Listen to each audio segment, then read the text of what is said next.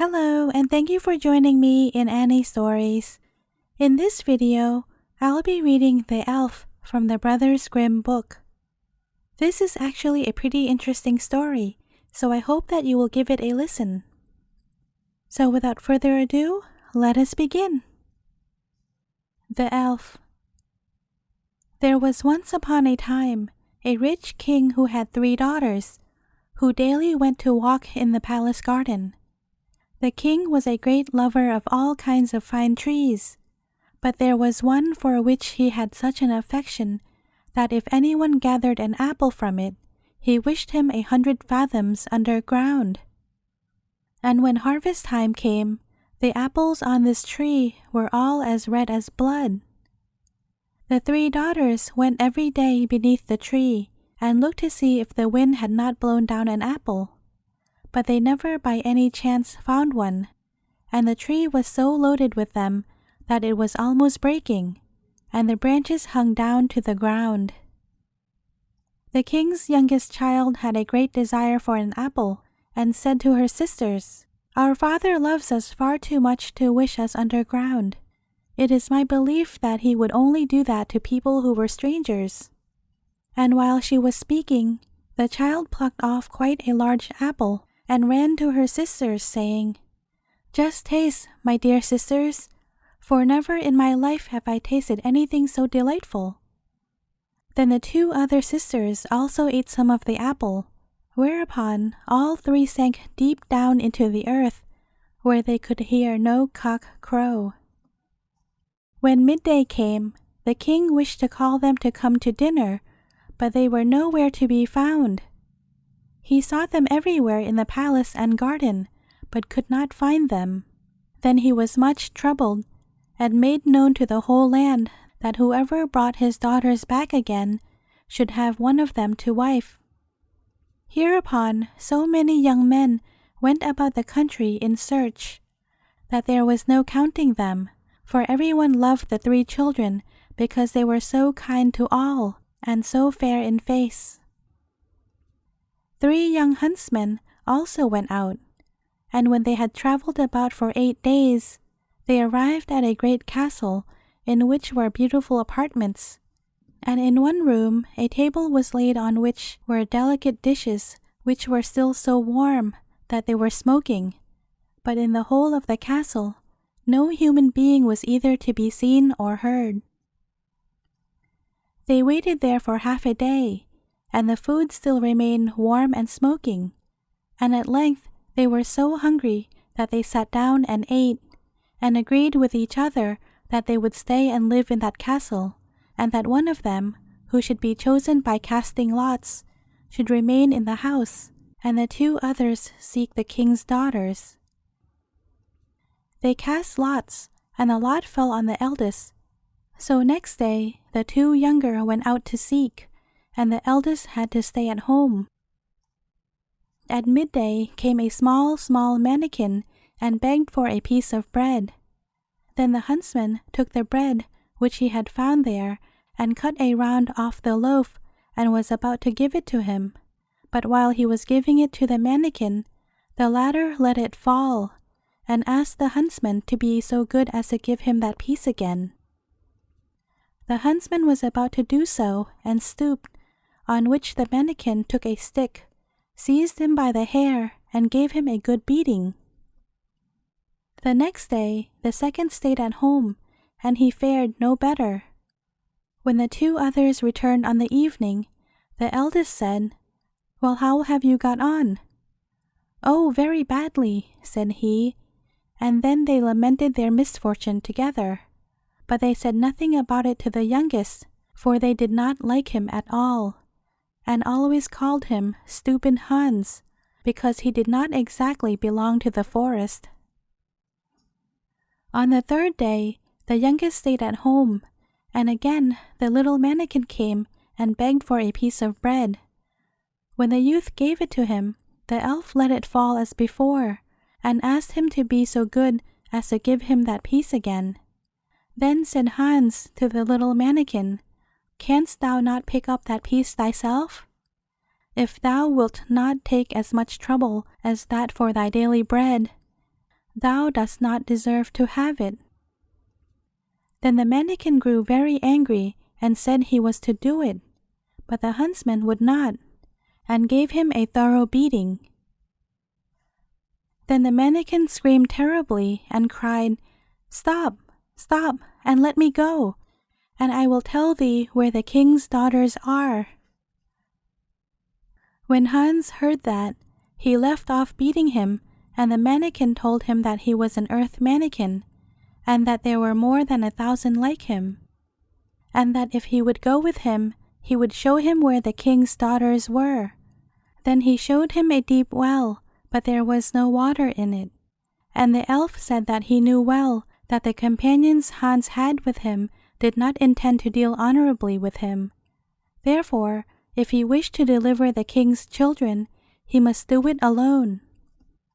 The 2 other brothers also were very glad to recover the king's daughters, but they did not want to have any trouble or danger.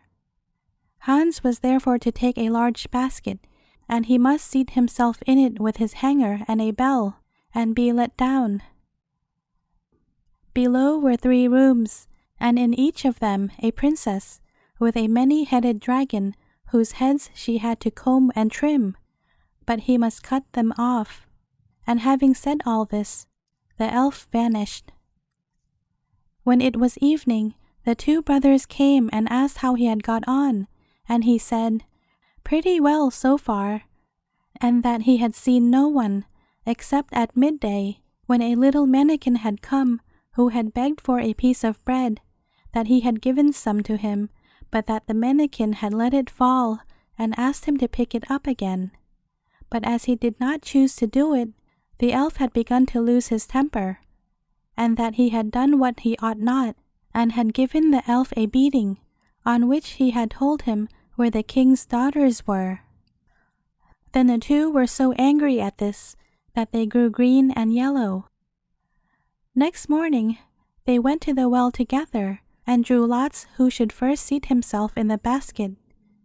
And again the lot fell on the eldest, and he was to seat himself in it, and take the bell with him. Then he said, "If I ring, you must draw me up again immediately." When he had gone down for a short distance, he rang, and they at once drew him up again. Then the second seated himself in the basket, but he did just the same as the first. And then it was the turn of the youngest, but he let himself be lowered quite to the bottom. When he had got out of the basket, he took his hanger and went and stood outside the first door and listened, and heard the dragon snoring quite loudly. He opened the door slowly, and one of the princesses was sitting there, and had 9 dragons' heads lying on her lap, and was combing them. Then he took his hanger and hewed at them, and the 9 fell off. The princess sprang up, threw her arms round his neck, embraced and kissed him repeatedly, and took her stomacher, which was made of red gold, and hung it round his neck. Then he went to the second princess, who had a dragon with 5 heads to comb, and delivered her also. And to the youngest, who had a dragon with 4 heads, he went likewise. And they all rejoiced and embraced him and kissed him without stopping. Then he rang very loud, so that those above him heard, and he placed the princesses one after the other in the basket, and had them all drawn up. But when it came to his own turn, he remembered the words of the elf, who had told him that his comrades did not mean well by him. So he took a great stone which was lying there, and placed it in the basket, and when it was about halfway up, his false brothers above cut the rope, so that the basket with the stone fell to the ground, and they thought that he was dead, and ran away with the 3 princesses, making them promise to tell their father that it was they who had delivered them. And then they went to the king, and each demanded a princess in marriage. In the meantime, the youngest huntsman was wandering about the 3 chambers in great trouble, fully expecting to have to end his days there, when he saw, hanging on the wall, a flute. Then said he, "Why do you hang there? No one can be merry here." He looked at the dragon's head likewise and said, "You cannot help me now." He walked backwards and forwards for such a long time that he made the surface of the ground quite smooth. At last, other thoughts came to his mind, and he took the flute from the wall and played a few notes on it. And suddenly, a number of elves appeared, and with every note that he sounded, one more came. He played until the room was entirely filled.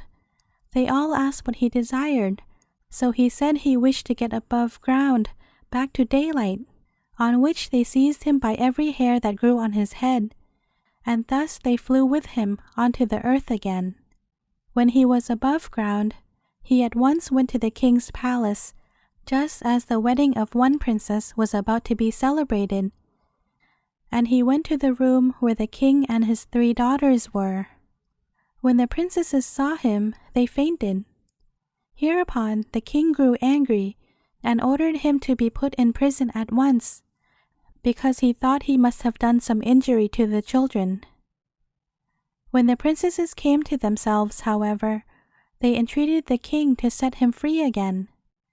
Then the king asked why, and they said that they were not allowed to tell that, but their father said that they were to tell it to the stove. And he went out, listened at the door, and heard everything. Then he caused the 2 brothers to be hanged on the gallows, and to the 3rd he gave his youngest daughter. The end. Thank you for listening to the very end. How did you like it? I don't know about you, but at first I was confused about the 3 brothers. I mean, how could siblings do that to one another?